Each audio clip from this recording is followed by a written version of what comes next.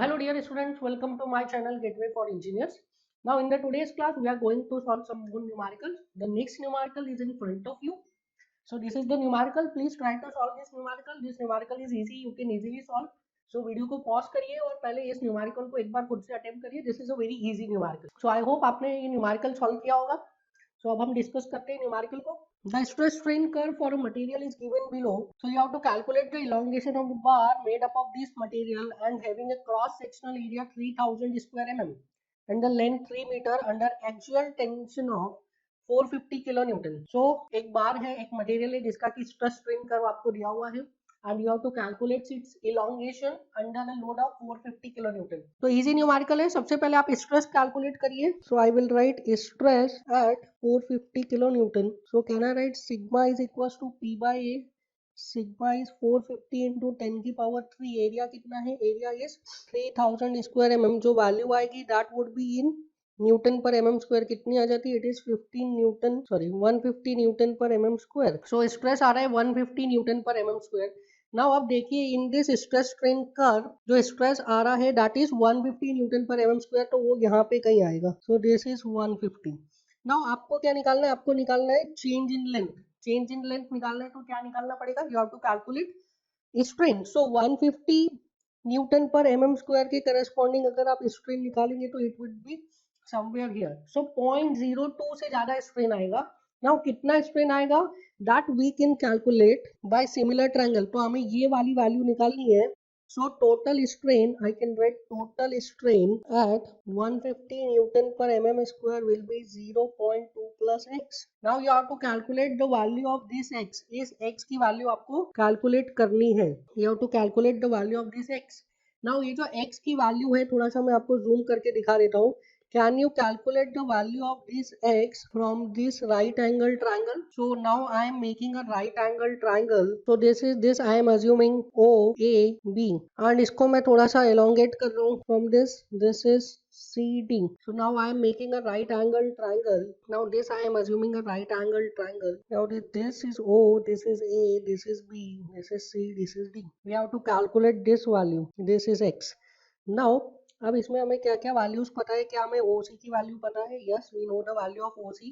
कितना आ जाएगा OC का वैल्यू? देखिए O to C का वैल्यू पता है हमें. कितना है यहाँ से? 0.008 माइनस 0.002. इसकी वैल्यू होगी 0.006. CD की वैल्यू बताइए. CD की वैल्यू कितनी है? CD की value it is 200 minus 140. So the value of CD is this 200 minus 140 that is 60. Now AB की वैल्यू बताइए. AB की वैल्यू कितनी है? AB की value is 150 minus 140. So the value of AB is it is 150 minus 140 that is 10. So can I write by similar triangle CD upon AB this is equals to OC upon OA. So CD is 60, AB is 10, OC is 0.006 and OA is x.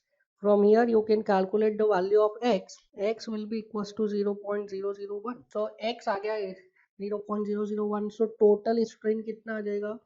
Total strain at 450 kilonewton will be 0.002 plus 0.001 which is 0.003.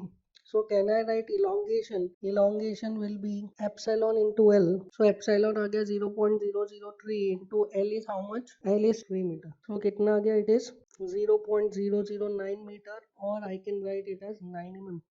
So the answer is 9 mm. 9 mm. So this was a easy numerical. आप easily simple इतना आपको करने की जरूरत नहीं है. Objective है तो सिमिलर ट्रायंगल लगाइए, फटाफट आपका आंसर आ जाता है सिमिलर ट्रायंगल से. ठीक है, इतना अलग अलग बनाने की जरूरत नहीं है. नेक्स्ट न्यूमेरिकल देखिए. Next numerical it is a assertion reasoning type of numerical. Since आपके एग्जाम में मल्टीपल सिलेक्ट क्वेश्चंस भी आने वाले हैं तो इस टाइप की न्यूमेरिकल का इंपॉर्टेंस बढ़ गया है for your examination. Please see, in a tensile test on a specimen, true stress in a specimen is more than nominal stress. In a tensile stress, true stress is more than nominal stress. हमने पढ़ा था इसका formula, हमने इसका पूरा discussion भी देखा है. That true stress for tension it is more. Nominal stress क्या है? Engineering stress. ट्रू स्ट्रेस क्या है? Actual stress. इंजीनियरिंग स्ट्रेस कौन से एरिया पर डिपेंड करता है? इंजीनियरिंग स्ट्रेस इनिशियल एरिया पर डिपेंड करता है. एंड ट्रू स्ट्रेस और एक्चुअल स्ट्रेस कौन से एरिया पर डिपेंड करता है? वो एक्चुअल एरिया पर डिपेंड करता है at the time of calculation. Load लगाने के बाद जो एरिया आ रहा है उस एरिया ऑफ क्रॉस सेक्शन पर एक्चुअल स्ट्रेस डिपेंड करता है. अगर टेंशन लगा रहे तो टेंशन की वजह से क्या आ जाएगा, क्रॉस सेक्शनल एरिया रिड्यूस होगा, लेंथ में elongation होगा and due to Poisson ratio cross sectional area क्या होगा, रिड्यूस होगा। एंड क्रॉस सेक्शनल एरिया अगर रिड्यूस हो रहा है तो स्ट्रेसेस क्या होगी, ट्रू स्ट्रेसेस ज्यादा होगी, नॉमिनल स्ट्रेस और इंजीनियरिंग स्ट्रेस कम होगी। So the first statement that is assertion is correct. Next देखिए reason, grip of universal testing machine induces stress concentration. ये भी हम डिस्कस कर चुके हैं इन स्ट्रेस स्ट्रेन कर्व की जो ग्रिप होता है, जो जॉ होता है जिससे हम स्ट्रेस लगाते हैं ऑन द मटेरियल, उसकी वजह से क्या होता है, स्ट्रेस कंसंट्रेशन होता है। एंड उसी की वजह से हमने क्या किया था, एक स्पेशल टाइप ऑफ शेप बनाया था टेस्टिंग करने के लिए, जिसका कि एंड्स पर क्रॉस सेक्शन ज्यादा रहता है, सेंटर में गेज लेंथ में क्रॉस सेक्शन कम रहता है। क्यों किया था, वो स्ट्रेस कंसंट्रेशन को अवॉइड करने के लिए। और स्ट्रेस कंसंट्रेशन किसकी वजह से आते हैं, स्ट्रेस कंसंट्रेशन ग्रिप की वजह से आते हैं। So this is also correct, but the reason is not explaining the assertion. Assertion is correct individually, reason is correct individually, but जो रीजन है वो असर्शन को जस्टिफाई नहीं कर रहा है, दोनों को रिलेटेड नहीं है। So this is not correct explanation, R is not correct explanation of A. So correct answer हो जाएगा both A and R true, but R is not correct explanation of A. Next numerical देखिए. So the next question is, consider the following statements. If only shear stress is acting, then volume of the specimen does not change. अगर body पे सिर्फ shear stress लग रहा है तो क्या volume change होगा? नो, shear strain की वजह से कोई चेंज इन लेंथ नहीं होता है। shear stress की वजह से क्या होता है, एंगुलर डिफॉर्मेशन आते हैं। सो shear stress की वजह से लेंथ में कोई चेंज नहीं होगा, डायमेंशंस में कोई चेंज नहीं होगा, बस बॉडी क्या हो जाएगा, बॉडी एंगुलरली डिफॉर्म हो जाएगा।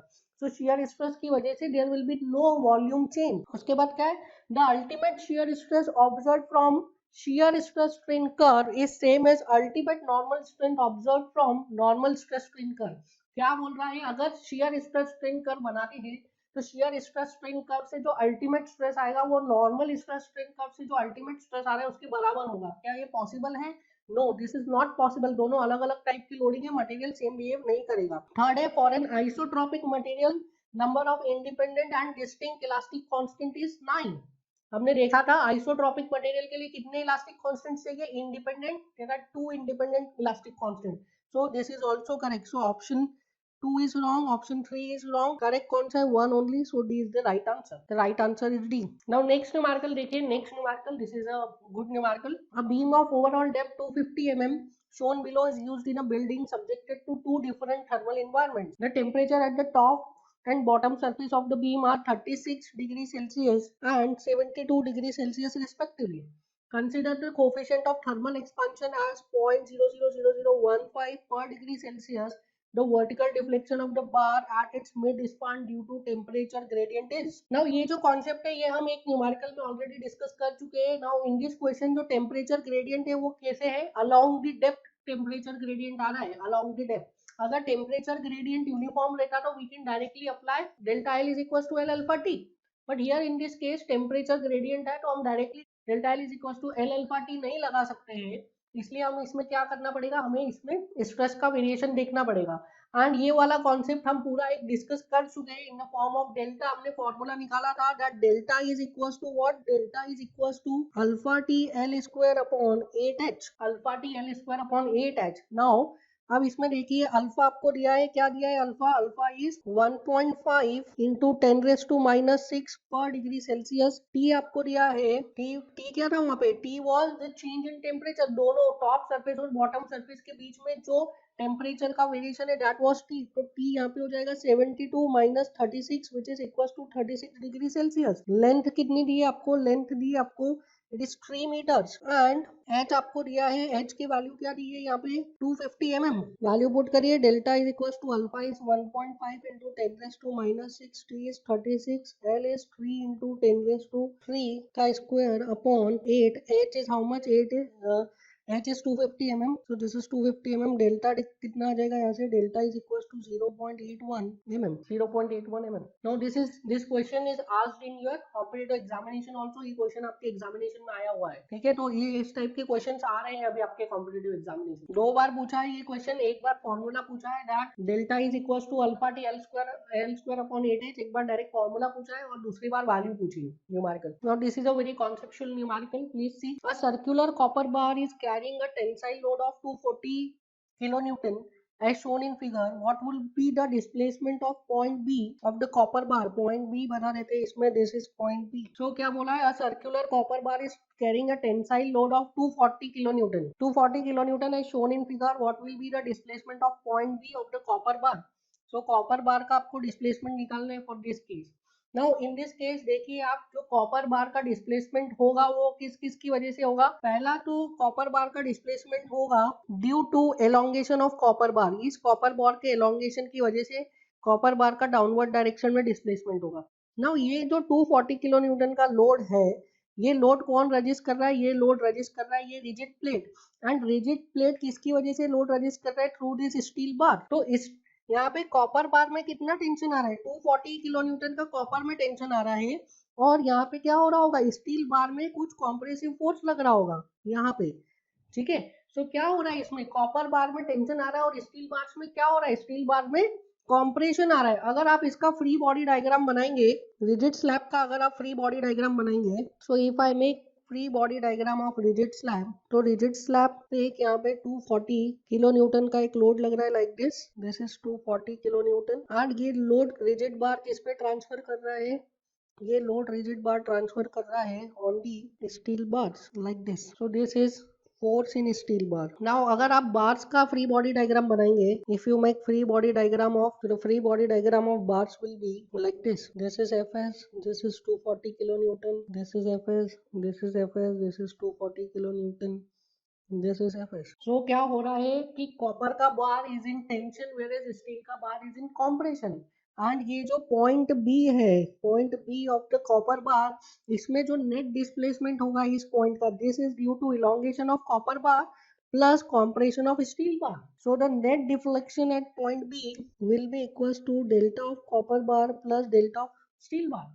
जितना कॉपर बार में एलोंगेशन होगा प्लस जितना स्टील बार में कॉम्प्रेशन होगा। नाउ यहाँ पे मैं दोनों के मैग्नीट्यूड लूंगा, क्योंकि साइन को मैंने ऑलरेडी इनकॉर्पोरेट कर लिया इन द एनालिसिस, कि जितना ये स्टील का बार कॉम्प्रेस हो रहा है उतना ये पूरा जो सिस्टम है ये नीचे जाएगा, प्लस जितना कॉपर का बार इलोंगेट होगा उतना ये पॉइंट भी नीचे जाएगा। और so now from here can I right, from here देखिए कोई से भी फ्री बॉडी डायग्राम पे आप इक्विलिब्रियम लगाइए, can I write summation of Fy is 0, so Fs plus Fs is equals to 240, so Fs is equals to how much? 120 kilo Newton.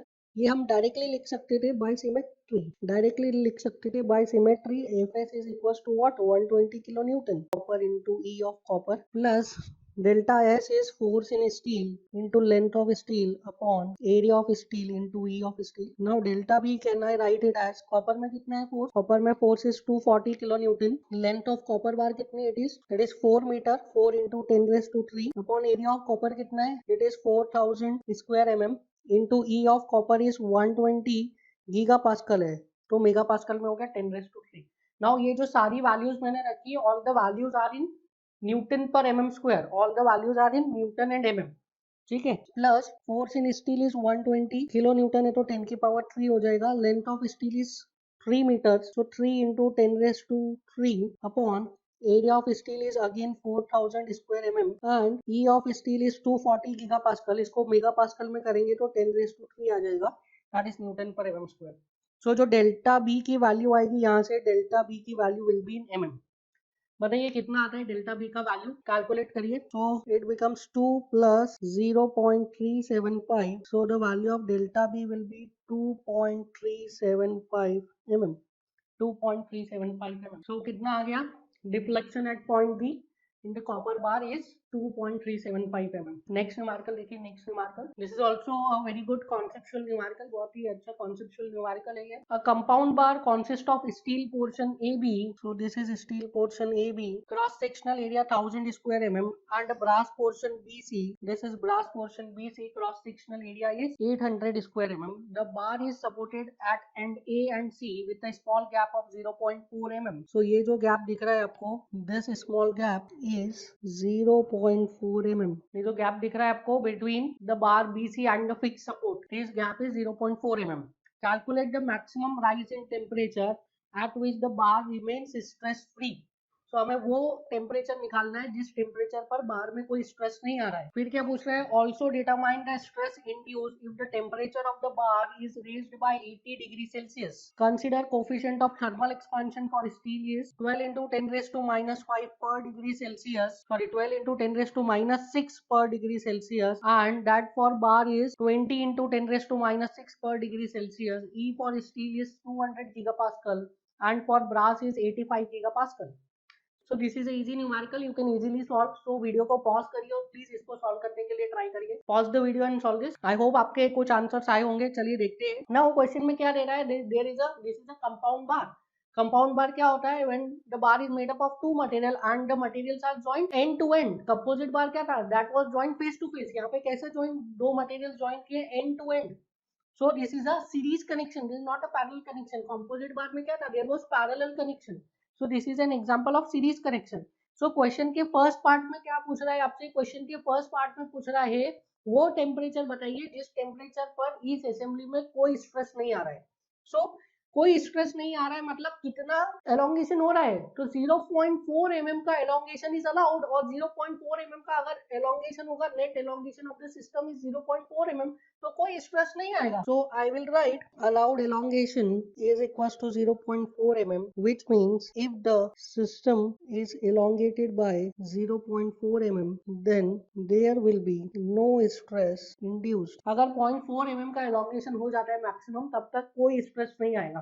सो देखिए 0.4 mm के elongation के लिए कितना चेंज इन टेम्परेचर चाहिए. So I can write delta L is equals to, it is L alpha T, तो L of steel into alpha of steel into T plus L of brass into alpha of brass into T. Delta L कितना दिया है 0.4. Length of steel is 300 mm. Alpha for of steel is 12 into 10 raised to -6 into T plus length of brass is 200 mm into alpha for brass is 20 into 10 raised to -6 into T. तो यहाँ से T आपका calculate कर सकते हैं. T को subject of the formula बनाइए और देखिए T का कितना वैल्यू आ रहा है. कितना आ रहा है T का value, you will get value of T as 52.63 degree Celsius. T का वैल्यू कितना आ गया, 52.63 डिग्री सेल्सियस. इसका मतलब क्या है कि अगर 52.63 डिग्री सेल्सियस तक आप टेम्परेचर राइज करोगे then there will be no stresses induce, कोई स्ट्रेस इंड्यूस नहीं होंगे. 52.63 से कम टेम्परेचर राइज करोगे तब भी कोई स्ट्रेसेस इंड्यूस नहीं होंगे. अगर 52.63 से ज्यादा आपने टेम्परेचर राइज किया है तो क्या होगा, मटेरियल में, दोनों ही मटेरियल में, ब्रास में एंड स्टील में क्या होगा, स्ट्रेसेस इंड्यूस होंगे. Now second part of the numerical में क्या पूछ रहा है, also determine the stresses induce if the temperature of the bar is raised bye 80 degree Celsius. So second part में क्या कर रहे हैं, 80 डिग्री सेल्सियस टेम्परेचर रेज कर रहे हैं. सो देख लीजिए 80 डिग्री सेल्सियस पे फ्री एक्सपांशन कितना रहता है. So I will calculate total, this is part 2. So total free expansion at 80 degree Celsius कितना हो जाएगा, it is length of steel into alpha of steel into 80, length of brass into alpha of brass into 80. So length of steel is 300, alpha for steel is 12 into 10 raised to -6 into 80 plus length of brass is 200 into alpha for brass is 20 into 10 raised to -6 into 80. कितना आ जाता है free expansion, free expansion कितना आ जाता है, you will get free expansion is equals to 0.608 mm. So 80 degree rise in temperature पे कितना फ्री एक्सपांशन आ रहा है, 0.608 mm.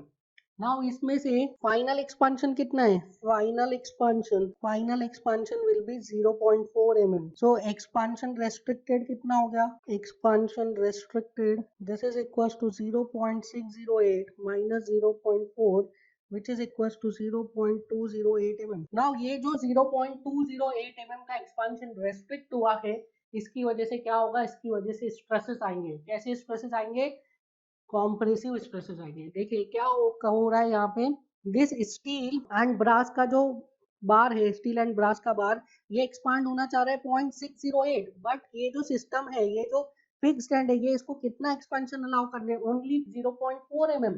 तो 0.208 mm को रेसिस्ट करने के लिए क्या लगेगा, यहाँ से रेजिस्टिव फोर्स लगेगा. सो यहाँ से एक रेजिस्टिव फोर्स लगेगा. नाउ टू रेजिस्ट 0.208 mm का एक्सपांशन, यहाँ पे क्या लगेगा, reaction force. So to resist this 0.208 mm का एक्सपांशन, यहाँ पे रिएक्शन फोर्स लगेगा.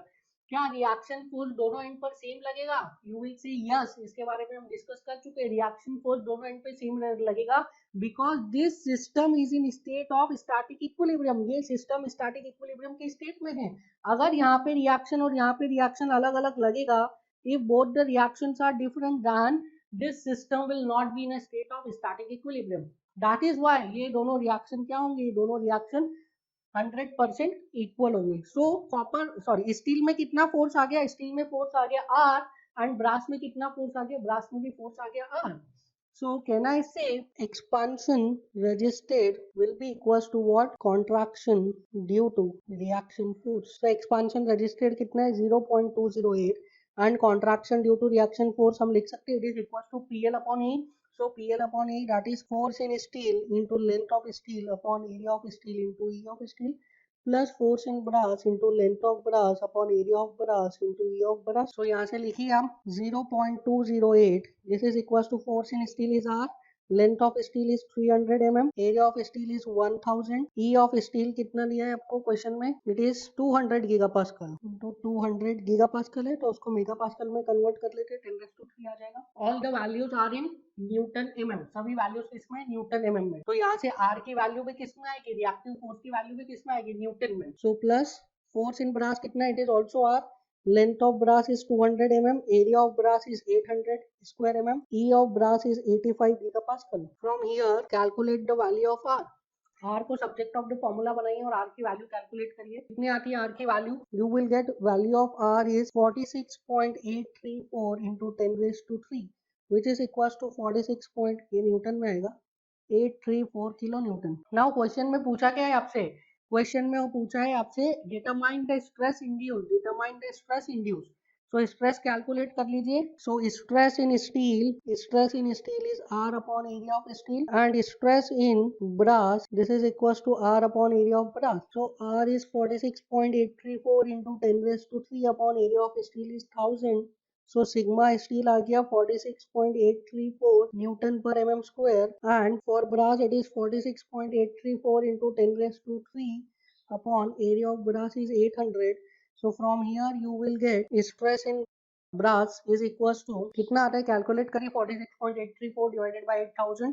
It is 58.54 Newton per mm square. It is 58.54 Newton per mm square. So in this way you can calculate the value of stress in steel and stress in brass. So this is a example of what? Compound bar. Compound bar में क्या होता है? The bars are fixed end to end. ठीक है, the bars are fixed end to end, इसको series correction भी बोलते हैं। नाउ नेक्स्ट न्यूमेरिकल लिखिए। It is also very logical numerical and इस न्यूमेरिकल को आप एक बार खुद से सॉल्व करने की कोशिश करिए। This is probably the last numerical of this topic. This is a very conceptual numerical, आप ट्राई करिए। अगर ये आपसे बनता है दैट मीन्स कि आपको इस टॉपिक से रिलेटेड सारे कॉन्सेप्ट समझ में आए and this is not that much difficult, आप कर सकते हैं। सो वीडियो को पॉज करिए और एक बार खुद से इस न्यूमेरिकल को आप ट्राई करिए। सो आई होप आपसे न्यूमेरिकल बना होगा। सो ट्राई करते हैं इसको। An assembly is shown in the figure in which there is a gap between aluminum bar and the rigid slab. The gap is 0.18 mm. So क्या है? There is a rigid slab. This is rigid slab. Neglecting the mass of slab, calculate the stress in each rod when the temperature of the rod is increased by 85 degrees Celsius. So 85 degree Celsius rise in temperature है। The area for copper rod is 500 square mm and that for aluminum bar is 400 square mm. Given that there is a perfect bond between copper bar and rigid slab, consider coefficient of thermal expansion for aluminum is 23.1 into 10⁻⁻6 per degree Celsius and that for copper bar is 16.8 into 10⁻⁻6 per degree Celsius. Capital E for aluminum is 70 gigapascal and for copper is 120 gigapascal. Length of copper bar is 750 mm. Now इसमें क्या पूछ रहा है आपको? इसमें पूछ रहा है कि दिस इज द असेंबली, इस असेंबली का अगर टेम्परेचर 85 डिग्री सेल्सियस से ज्यादा इंक्रीज किया तो क्या उसकी वजह से कोई स्ट्रेसेस आएंगे, और स्ट्रेसेस आएंगे तो कितने आएंगे? देखिए आप पहले इसकी कॉम्पैटिबिलिटी समझिए। इसकी कॉम्पैटिबिलिटी, जब इसका टेम्परेचर 85 डिग्री सेल्सियस से राइज करेंगे तो क्या होगा? ये कॉपर बार का में एलोंगेशन होगा। कॉपर बार में एलोंगेशन होगा। जब कॉपर बार में एलोंगेशन होगा तो क्या होगा? ये रिजिड स्लैब ऊपर की तरफ मूव करेगा। ठीक है, रिजिड स्लैब ऊपर की तरफ मूव करेगा तो 0.18 का जो ये गैप है ये बढ़ेगा।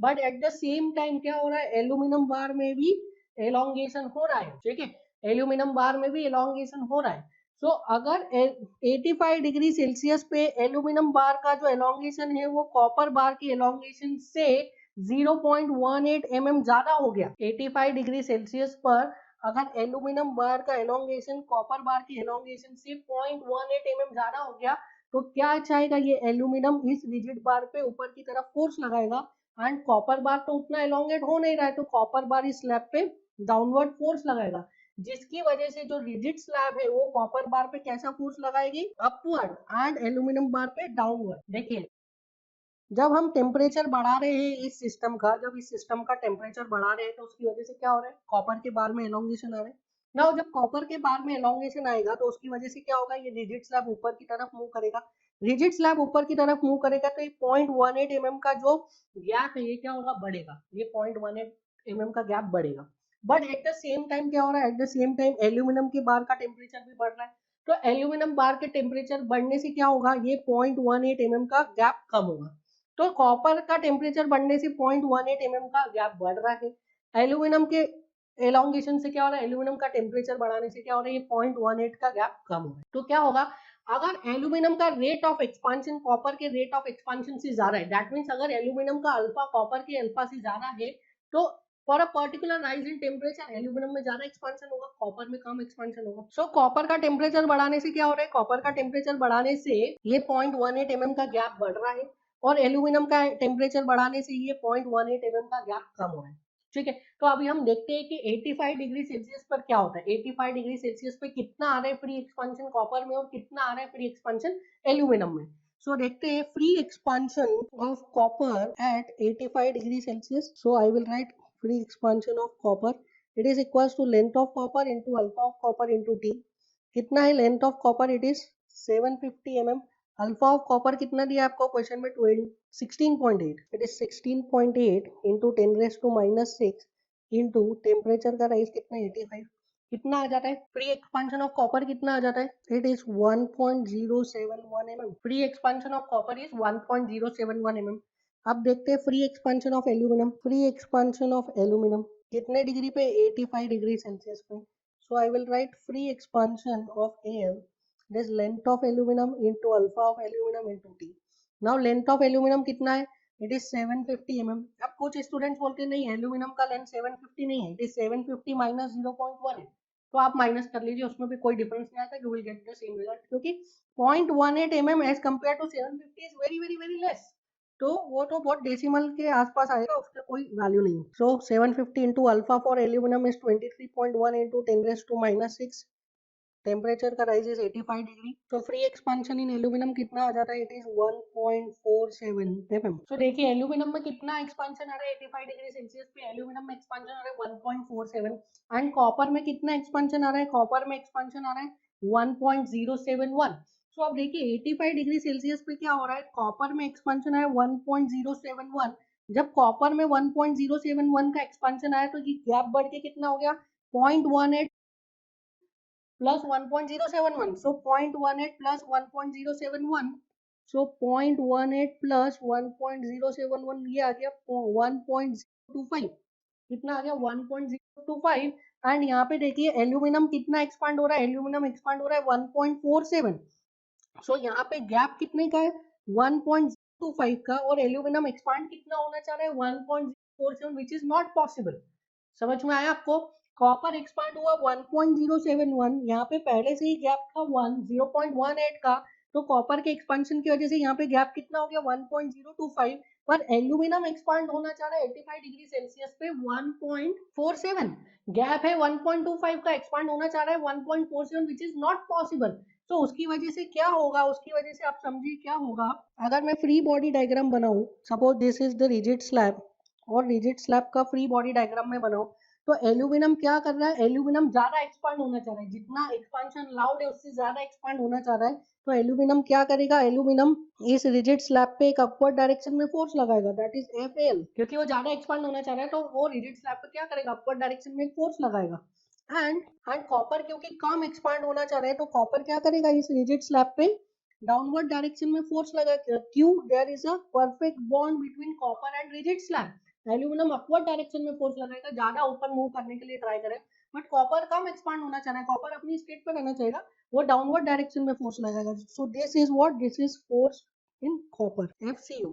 Similarly at the same time अगर मैं एल्यूमिनियम एंड कॉपर का फ्री बॉडी डायग्राम बनाऊं तो ये रिजिड स्लैब क्या करेगा, रिजिड स्लैब एल्यूमिनियम के ऊपर डाउनवर्ड डायरेक्शन में फोर्स लगाएगा एंड एल्यूमिनियम का जो एक्सपांशन है 1.47 mm इसको कम करने की कोशिश करेगा.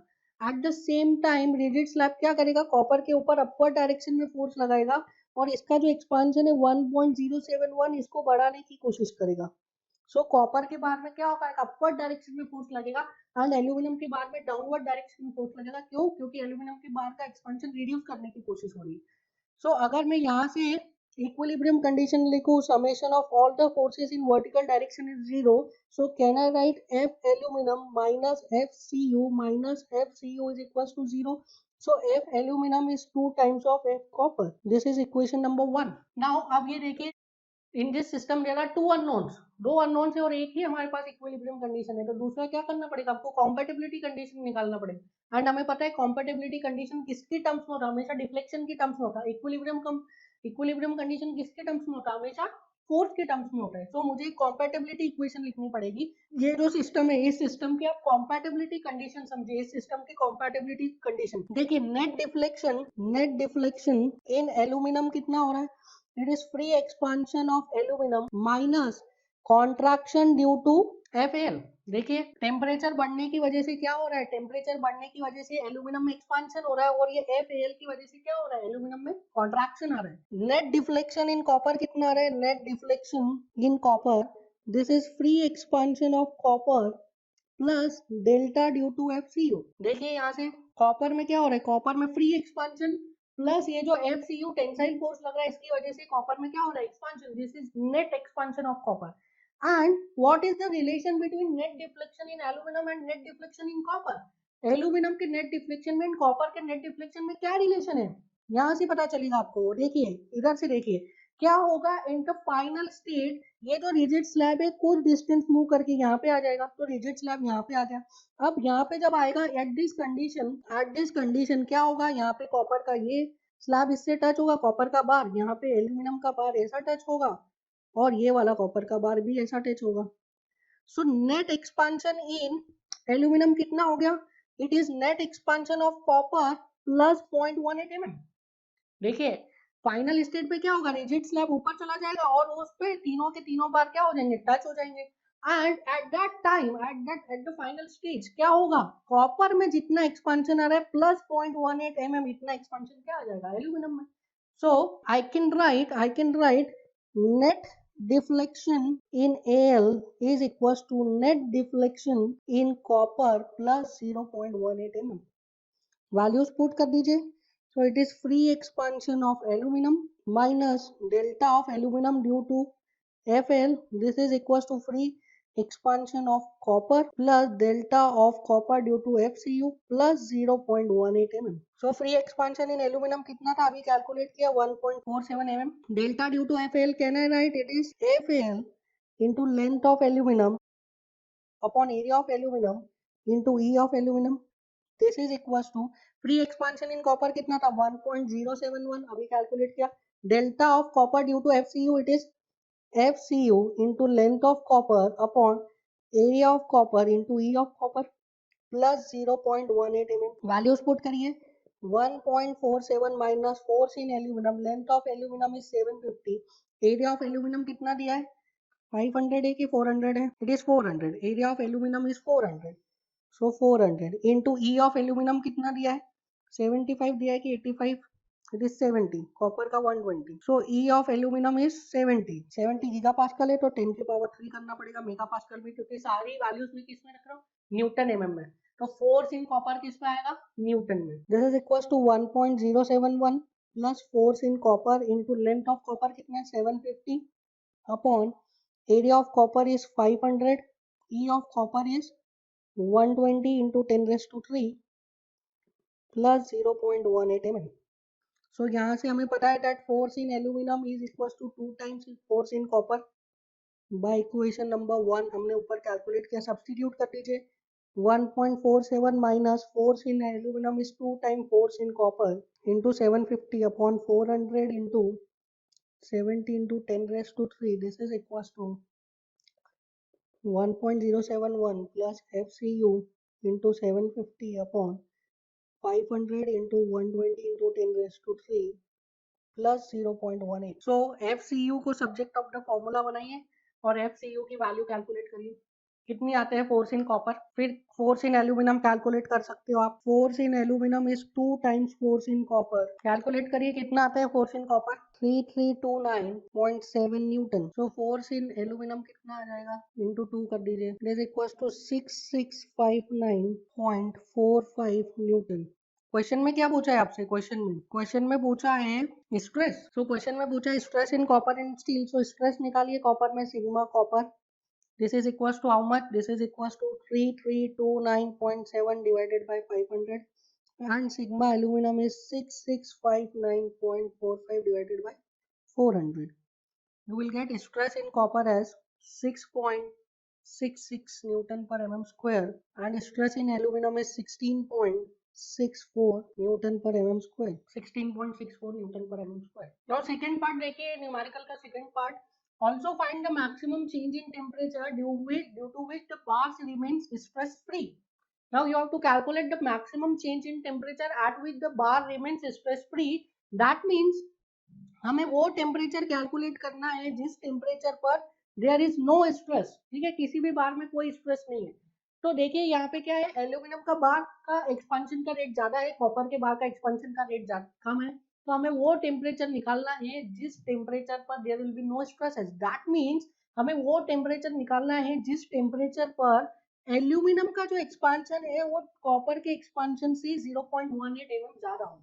एल्यूमिनियम का जो फ्री एक्सपांशन वो कॉपर के एक्सपांशन से 0.18 mm ज्यादा हो। सो हमें वो टेम्परेचर निकालना है। That temperature will be definitely less than 85 degree or more than 85 degree. That should be less than 85 degree. So वो temperature 85 degree से कम ही होगा। So if we want to calculate maximum temperature at which bar remains stress free, so I can write free expansion in aluminum is equals to free expansion in copper plus 0.18. So free expansion in aluminum, can I write it as length of aluminum into alpha of aluminum into T. This is equals to length of copper into alpha of copper into T plus 0.18. ठीक है, यहाँ पे subject of the formula किसको बनाओगे, T को। You have to calculate temperature. So aluminium का length कितना है, 750। Alpha of aluminium is 23.1 into 10 raised to 3 into T. This is equals to length of copper is again 750. Alpha of copper कितना दिया है question में, is 16.8 10 raised to 6 है, 16.8 into 10 raised to minus 6 into T plus 0.18. तो यहाँ से T की value कितनी आ जाती है, देखिए आप, you will get value of T is 38.09 degree Celsius. So 38.09 degree Celsius आप टेम्परेचर बढ़ाएंगे तब भी क्या होगा, there will be no stress in copper और एल्यूमिनियम। कोई स्ट्रेस नहीं आएगा ना एल्यूमिनियम में ना कॉपर में। So this is it for the today's class. Will meet in the next class and I hope कि आपको न्यूमेरिकल समझ में आए होंगे। आप प्रैक्टिस कीजिए इस टॉपिक का। अब हमने सारे कॉन्सेप्ट डिस्कस कर लिए, आपसे सभी न्यूमेरिकल भरना चाहिए। कोई अगर आपको डाउट आता है, you can definitely ask me in the comment section. So this is it for the today's class. Will meet in the next class. Thank you.